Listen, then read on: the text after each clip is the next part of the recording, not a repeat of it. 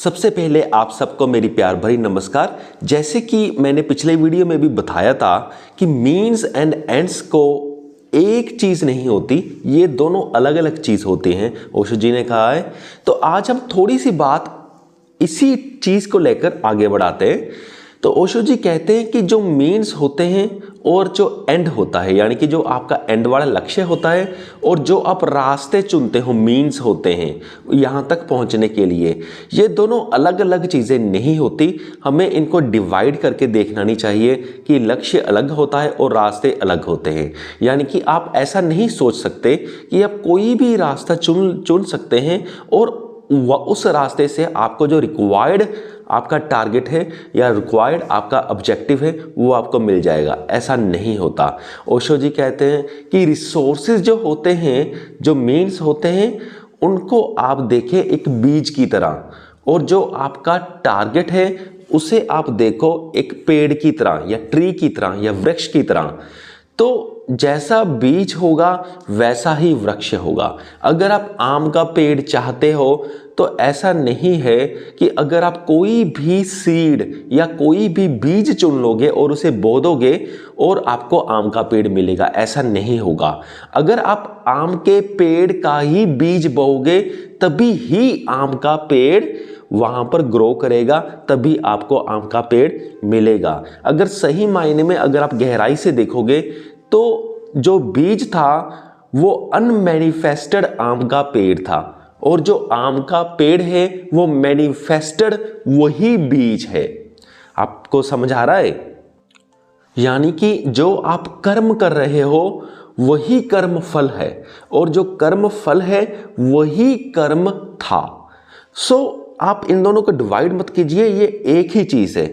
तो अब हम नेक्स्ट पॉइंट पे जाते हैं। अगर आप डिजायर लेस होना चाहते हैं, अगर आप डिजायर लेसनेस को अटेन करना चाहते हैं, नॉन अटैचमेंट को अटेन करना चाहते हैं, तो उसके लिए भी आपको डिजायर लेसनेस का बीज बोना पड़ेगा। पहले आपको कॉन्शियस एफर्ट्स करने पड़ेंगे कि जानबूझकर थोड़ा सा अपने आप पर प्रेशर डालकर, थोड़े एफर्ट लगाकर आपको जो मटेरियलिस्टिक चीज़ों से दूर रहना पड़ेगा। ये होगा आपका डिजायरलेसनेस का बीज। और ऐसे प्रैक्टिस करते करते फिर एक स्टेज ऐसी आएगी कि आपको कॉन्शियसली एफर्ट लगाने नहीं पड़ेंगे, पर आपके सबकॉन्शियस ब्रेन में एफर्ट चलते रहेंगे कि आपने मटेरियलिस्टिक चीज़ों से, बेफालतू की मटेरियलिस्टिक चीज़ों से दूर रहना है। फिर आपके एफर्ट चलते रहेंगे और फिर एक स्टेज ऐसी आएगी, अगर आप इसे भी प्रैक्टिस करते रहे, अगर आप अपने मन को ना डोलने दिया, तो फिर थर्ड स्टेज आएगी कि आप एफर्टलेसली डिज़ायर लेस हो जाओगे। यानी कि फिर आपके ना ही कॉन्शियस ब्रेन में एफर्ट्स होंगे, ना ही सब कॉन्शियस ब्रेन में एफर्ट होंगे। फिर आप एफर्टलेसली, यानी कि फिर आप फील ही नहीं करोगे किसी भी पार्ट ऑफ ब्रेन में कि आपको बेफालतू की कोई मटेरियलिस्टिक चीज़ चाहिए। और वो स्टेज धीरे धीरे आएगी, वो थर्ड स्टेज आएगी। पहले कॉन्शियस एफर्ट्स आप ज़बरदस्ती करोगे, फिर सब कॉन्शियस एफर्ट्स ऑटोमेटिकली होंगे और आपको पता नहीं चलेगा, फिर एफर्टलेसनेस आ जाएगी। और जब एफर्टलेसनेस आ जाएगी तो फिर वो बन जाएगा डिज़ायरलेसनेस का पेड़, यानी कि जो आपको टारगेट चाहिए था। और बीज क्या था? जब आपने कॉन्शियसली एफर्टलेस होने की कोशिश की थी, ज़बरदस्ती मटेरियलिस्टिक चीज़ों से दूर रहे थे। तो यहाँ पर भी बीज आपको इस स्टेज में बोना पड़ेगा, धीरे धीरे वो ग्रो करके पेड़ बन जाएगा। और अगर आप इस प्रोसेस को भी ध्यान से देखोगे तो क्या हो रहा है कि वही जो आपने बीज बोया था वही ग्रो करके ये पेड़ बना, एफर्टलेस हो करके डिज़ायर लेसनेस होने का। यानी कि अब कोई एफर्ट नहीं करना पड़ता डिज़ायर लेसनेस के लिए। तो वही बीज है।